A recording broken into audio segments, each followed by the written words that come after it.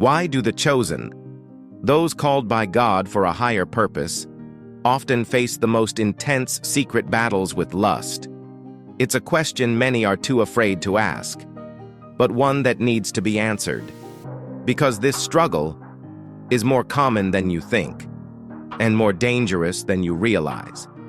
This is not just about weakness, it's about spiritual warfare, intentional, targeted, and deadly, if left in the dark. 1. Spiritual sensitivity draws stronger temptation. Those with a divine calling are often spiritually sensitive. They feel God's presence more clearly, but they also perceive darkness more acutely, and that sensitivity makes them a primary target. Lust becomes a weapon, a carefully crafted distraction used by the enemy to pull the chosen away from their path. It's not always loud. Often, it whispers, quiet, persistent, deadly. 2. Isolation breeds hidden battles. The journey of the chosen is often lonely.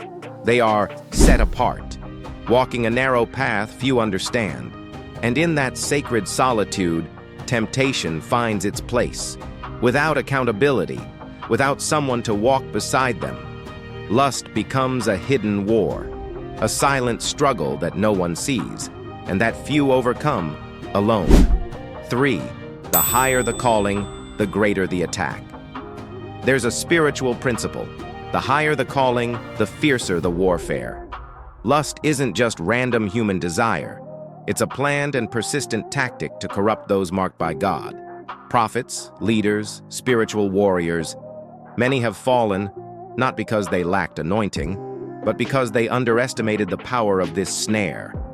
The enemy doesn't always destroy with a roar. Sometimes he whispers and waits for us to fall. 4. Emotional wounds open doors. Many chosen ones carry wounds from their past: rejection, abandonment, betrayal, and where there is pain, lust often enters as false comfort. It becomes a counterfeit connection, a fake intimacy that numbs the hurt but multiplies the shame. Without inner healing, lust becomes a cycle: pain, pleasure, guilt, repeat. Only through surrender and healing can that cycle be broken. 5. Great gifts don't mean a strong flesh. Spiritual gifting does not equal spiritual discipline. Even those with powerful anointings remain human. Their flesh is weak. And without prayer, fasting, and the renewing of the mind, lust gains ground. The more influence someone carries, the greater their need for self-control. Because the fall of a chosen one doesn't just wound them, it wounds everyone who follows. But this battle can be won.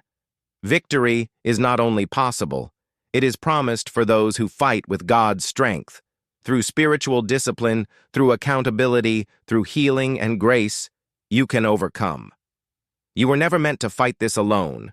You were never meant to carry shame. You were called to live in truth, purity, and purpose. The enemy wants to trap you, but God's power is greater. So the question is no longer, am I struggling? The real question is, will I fight or will I fall? The choice is yours.